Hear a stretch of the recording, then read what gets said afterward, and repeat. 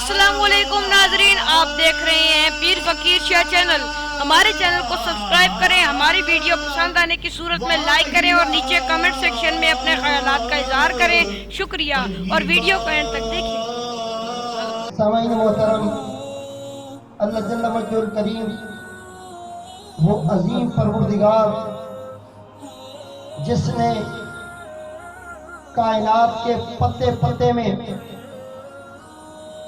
اپنے قدرت کا، اپنے کمال کا، اپنے عروج کا رنگ بھرا، وہ کریم پروردگار جس نے انسان کو اتنا احسن بنایا، اتنا خوبصورت بنایا، اتنی خوبیوں اور اتنے کمال والا بنایا، وہ انسان آج جب گاڑیاں بناتا ہے، جب جہاز بناتا ہے، جب طرح طرح کی آرام و آسائش کے لیے مشینریاں تیار کرتا ہے، یاد رکھیں جب کسی خوبی کی انتہا کو دیکھیں، جب کسی کے اندر کوالٹی، اس کے اندر جو سکلز ہیں، جو چھپے ہوئے پوشیدہ قوتیں ہیں، جو اس کے اندر اللہ تعالیٰ نے جو کاریگری پیدا کی ہے، اس کی تمام تر پوشیدہ رازوں میں ایک ہی بات سامنے آتی ہے کہ جب کوئی کتنے ہی کمال پہ پہنچ جائے، آخر بنانے والے پروردگار کی طرف نگاہ جاتی ہے۔ تو وہ اللہ اتنا عظیم ہے کہ جس نے انسان کو اشرف المخلوقات پیدا کیا۔ اور غور فرمائیں، جب بابا آدم کو تخلیق کیا گیا، 7 زمینوں کی مٹی کہا گیا اٹھا کے لاؤ، حضرت بابا آدم کا خمیر تیار ہوا، اور حضور فرماتے ہیں کون تو نبیم بین الماء والطین، میں اس وقت بھی نبی تھا جب آدم علیہ السلام کا خمیر تیار ہو رہا تھا۔ بولو سبحان اللہ۔ تو سامعین محترم، آدم وجود میں آیا تو مخلوق کے کائنات نے دیکھا کہ اللہ اتنا بڑا کریم ہے کہ جس نے خود ایک مجسمے کو تخلیق کیا، پھر اس کے اندر روح کو پھونک دیا۔ بولو سبحان اللہ۔ جناب آدم کے اندر جیسے روح آئی، اللہ کریم نے اپنے فرشتوں کو، اپنے نوری فرشتوں کو قرآن میں حکم دیا، اور اس وقت حکم دیا کہ اے فرشتوں سر بسجود ہو جاؤ، اسجدوا لآدم، آدم کو سجدہ کرو، فسجدوا الا ابلیس، مگر ابلیس نے سجدہ نہ کیا۔ ابا واستکبر، اس نے تکبر کیا، وکان من الکافرین، اور وہ کافروں میں سے ہو گیا۔ سامعین محترم، تکبر، غرور، انا، ذاتیات، ان بتوں کو اپنے ہاتھوں سے توڑ دو، ان بتوں کو اپنے ہاتھوں سے توڑ دو۔ قبر کی اندھیری کوٹھڑی میں یہ بت کام نہیں آئے۔ انا کا بت ہے، غرور تکبر کا بت ہے، اور قوم پرستی کا بت ہے، دولت کی ہوس کا بت ہے۔ ایک ہی اپنے دل میں تمنا رکھو، جس پروردگار نے پیدا کیا ہے وہ کل کا بھی رزق دے گا، وہ آج کا رزق بھی دے گا۔ اللہ کا قرآن کہتا ہے وَاعْتَصِمُوا بِحَبْلِ اللَّهِ جَمِيعًا وَلَا تَفَرَّقُوا، اللہ کے دین کی رسی کو مضبوطی سے تھامے رکھو اور آپس میں تفرقہ نہ پیدا کرو۔ ایمان والو، اللہ کا قرآن تمہیں یہ بتا رہا ہے کہ تم سے زیادہ سمجھدار ہے پروردگار عالم، جس نے پوری کائنات کو چلایا ہے۔ اونچا بولے سبحان اللہ، زور سے بولے سبحان اللہ۔ اس پروردگار عالم نے 1,24,000 پیغمبر دنیا پر اپنی تعلیم اور اپنے دین کی فلاح کے لیے اور اپنی توحید کا پرچار کرنے کے لیے بھیجے۔ ہر نبی آیا، ہر نبی نے آ کر اپنے پروردگار کی تعلیمات میں توحید کا پرچار کیا۔ جناب ابراہیم علیہ السلام نے آگ میں کھڑے ہو کر توحید کا اعلان کیا۔ بولو سبحان اللہ، اونچا بولے سبحان اللہ۔ جناب موسیٰ کلیم اللہ 3 دن کے موسیٰ ہیں، عمر بھی زیادہ نہیں ہے، کتنی عمر ہے؟ 3 دن۔ جناب حضرت موسیٰ علیہ السلام نے ان کی ماں جب گھر میں دیکھا فرعون کے شرطے آ گئے، پولیس والے آ گئے گھر میں، تلاشی لینے کے لیے آ گئے کہ دیکھیں کہ یہاں موسیٰ ہے یا نہیں۔ تو اس وقت تندور ماں نے جلایا ہوا تھا روٹیاں پکانے کے لیے، تو جناب موسیٰ علیہ السلام کو اپنی ماں نے بڑکتے ہوئے تندور میں پھینکا۔ در حقیقت توحید کی تبلیغ موسیٰ علیہ السلام نے جلتے ہوئے تندور میں کی۔ بولو سبحان اللہ۔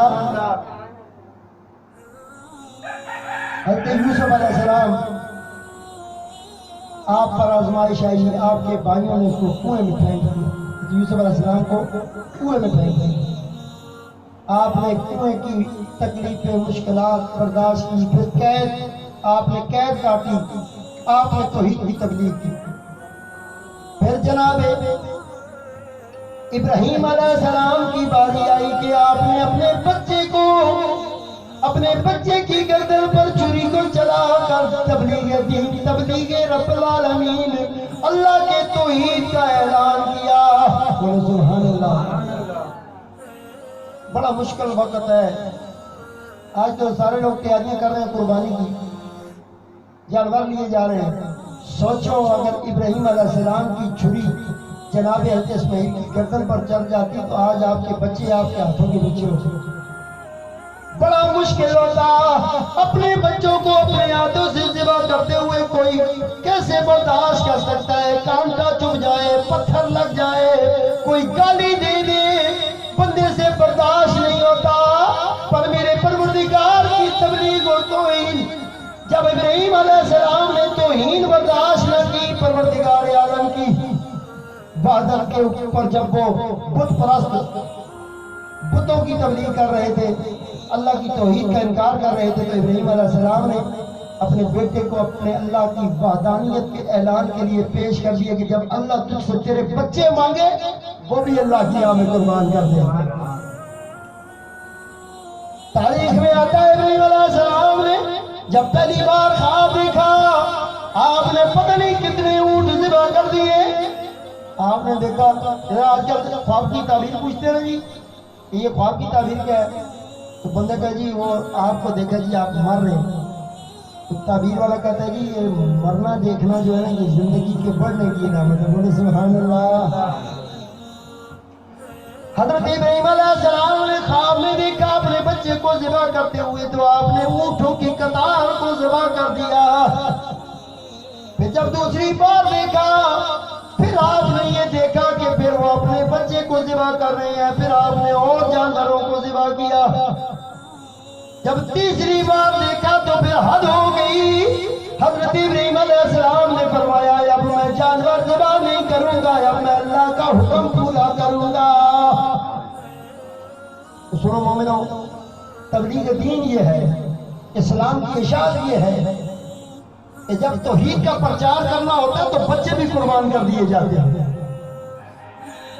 لیکن اللہ تعالیٰ نے اپنے نبی کی اس عظیم کے ساری کو، اس تابعداری کو، اس فرما برداری کو مد نظر رکھتے ہوئے سامنے ایک مینڈا دمبا آ گیا، چھری چلائی تو دمبا ذبح ہو گیا۔ اسماعیل علیہ السلام کو اللہ نے بچا لیا۔ بولو سبحان اللہ۔ سارے نبی تبلیغ کرتے رہے، ہر نبی نے تبلیغ دین کیا ہے، لیکن جس طریقے سے تبلیغ دین اللہ کے نبیوں نے کیا، پھر اس کے بعد تبلیغ دین کا وقت آیا محمد رسول اللہ صلی اللہ علیہ وسلم کی ذات پاک کا۔ آپ نے طائف کی گلیوں سے شروع کیا، مکے کے بازاروں سے شروع کیا، عرب کی سرزمین پر دیکھا گیا کہ محمد رسول اللہ صلی اللہ علیہ وآلہ وسلم جب طائف سے نکلتے ہیں تو طائف والوں نے پتھر مارے، لہولہان ہو گئے، سر سے نکلا خون ٹخنوں سے جاری ہو گیا۔ اور امام الانبیاء نے یہ نہ کہا جس طرح یونس علیہ السلام نے عذاب مانگ لیا، نوح علیہ السلام نے عذاب مانگا۔ ہر نبی جب اپنی توحید کا اعلان کر کر کے تھک جاتے نا کہ ہم یا اللہ یہ نہیں مانتے، بس نہیں مانتے، تھک گئے، تو پھر عذاب مانگتے تھے، لیکن محمد رسول اللہ نے عذاب نہیں مانگا۔ بولو سبحان اللہ۔ اللہ نے وما ارسلناک الا رحمۃ للعالمین، اللہ نے اپنے محبوب کا بتایا کوئی چیز بھی کہیں سے لینے جاؤ اس کا ایک مرکز بنا ہوتا ہے، اس کا ایک ٹھکانہ ہوتا ہے۔ اب دنیا کے آپ کسی بھی شعبے میں چلے جائیں، پیسے کی ضرورت ہے تو بینک کی طرف جاتے ہیں، سفر کی ضرورت ہے تو گاڑیوں کے اڈے کی طرف جاتے ہیں، باہر کے ممالک ہوائی پرواز کی طرف جاتے ہیں تو ایئرپورٹ پہ جاتے ہیں۔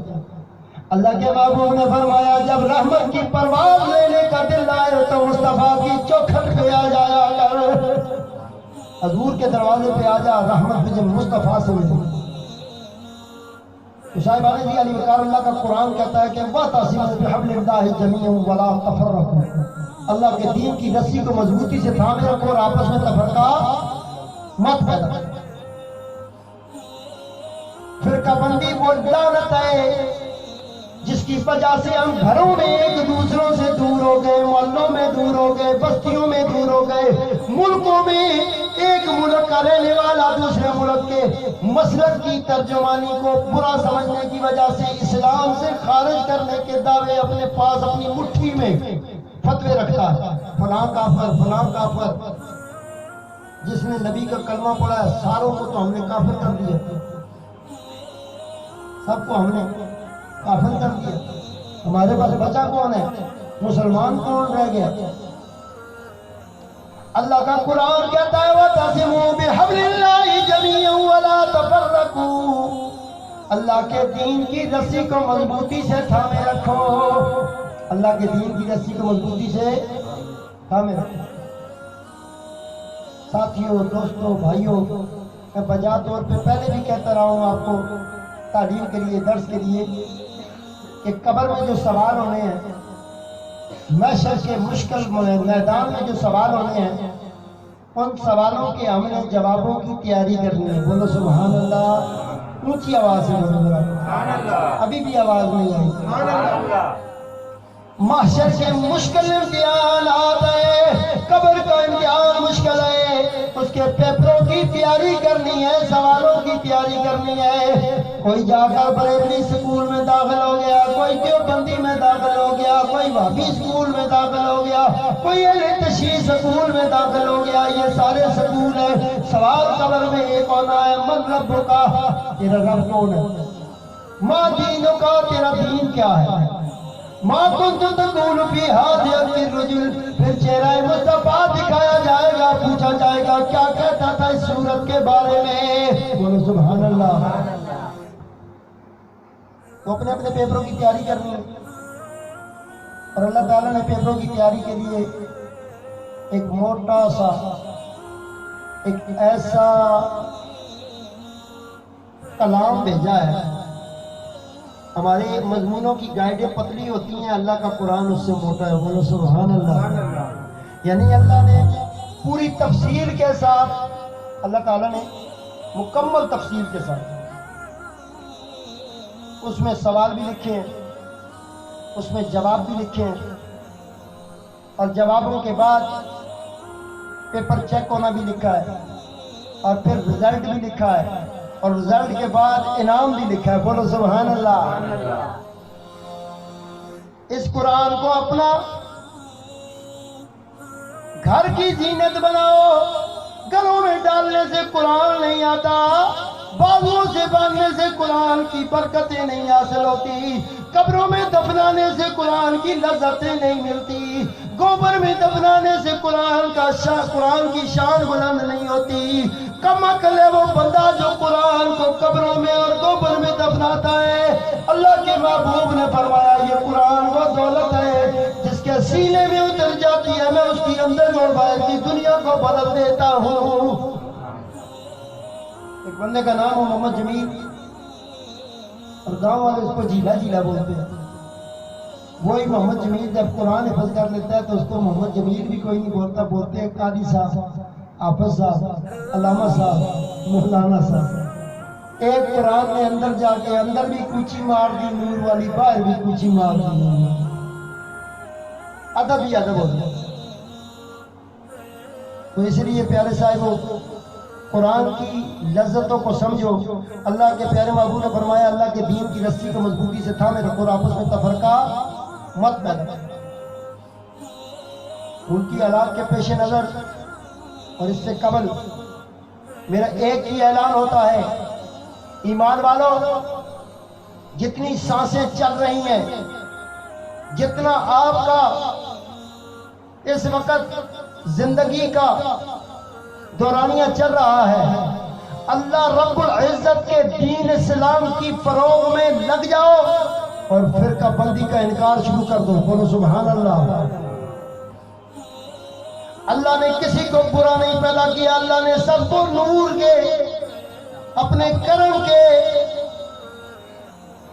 وہ جو اللہ کا نور ہے، رحمت کا نور جو مصطفیٰ کریم کی شکل میں ہے۔ اللہ نے فرمایا میں نے تم پر بڑا احسان کیا، تم میں نے اپنا ایک منتخب رسول بھیجا۔ بولو سبحان اللہ۔ تو نور کی چھاؤں میں رہنے والے امتی کیوں کر اپنے نبی کے دین کو جھٹلا کر فرقہ بندی کے کیچڑ میں داخل ہوتے ہو؟ یہ فرقہ بندی کی وجہ سے دلوں میں نفرتیں، کدورتیں، رنجشیں اور دشمنیاں پڑ گئیں۔ گلیوں میں ہم ایک تھے، محلوں میں ایک تھے، شادیوں میں ہم ایک تھے، ہم نے دیکھا الیکشن میں ہم سارے ایک تھے، لیکن مسجدوں میں ایک نہیں رہے، اپنے اپنے نام کی ہم نے دکانیں بنا لی ہیں۔ کتنی افسوس کی بات ہے۔ اور سب کو چاہیے کہ ایک دوسرے کے لیے دل میں جگہ بنائے، ایک دوسرے کے لیے دل میں جگہ بنائے۔ تو اس لیے فرقہ بنانا، فسادات اس وقت شروع ہوتے ہیں جب مومن اللہ کے دین سے اپنی روگردانی کرتا ہے، اپنے آپ کو دور کرتا ہے۔ بات یہ ہے کہ اللہ نے تجھے قرآن دیا، اللہ نے تجھے اپنے نبی عطا کیے، اتنے پیارے نبی۔ اپنا محبوب اٹھا کے بندہ کسی کو دیتا ہے؟ اپنا محبوب کسی کو کوئی دیتا ہے؟ اللہ نے اپنا محبوب آپ کو عطا کیا۔ بولو سبحان اللہ۔ اتنا سونا محبوب، اللہ والشمس چہرے والا، والضحیٰ بھی اٹھنے والا محبوب اللہ نے اٹھا کر اپنی امت کو عطا کر دیا، امت کو عطا کر دیا۔ امت اگر عقل والی ہوتی، شعور والی ہوتی، مصطفیٰ کے مسلک اور مصطفیٰ کے عقیدے اور مصطفیٰ کے فرقے کی بات بتاؤ۔ اللہ نے تو انسانیت کے درس کے لیے مصطفیٰ کو چن لیا، وہ سارے انسانیت کو تعلیم دیتے ہیں۔ بولو سبحان اللہ۔ وہ صرف مسلمانوں کو تعلیم نہیں دیتے حضور، اور جو کتاب بھیجی یہ کتاب بھی ہدی للناس ہے، پوری انسانیت کے لیے۔ یہ قرآن بریلویوں، وہابیوں، دیوبندیوں، اہل حدیثوں، شیعوں کے لیے نہیں ہے، یہ قرآن پوری انسانیت کے لیے ہے۔ توریت ہے، توریت کے پڑھنے والے، توریت کے ماننے والوں کے لیے۔ زبور ہے، زبور کے پڑھنے والے، زبور کے ماننے والوں کے لیے۔ انجیل ہے، انجیل کے پڑھنے والے، انجیل کے ماننے والوں کے لیے۔ لیکن قرآن ہے سب کے لیے۔ بولو سبحان اللہ۔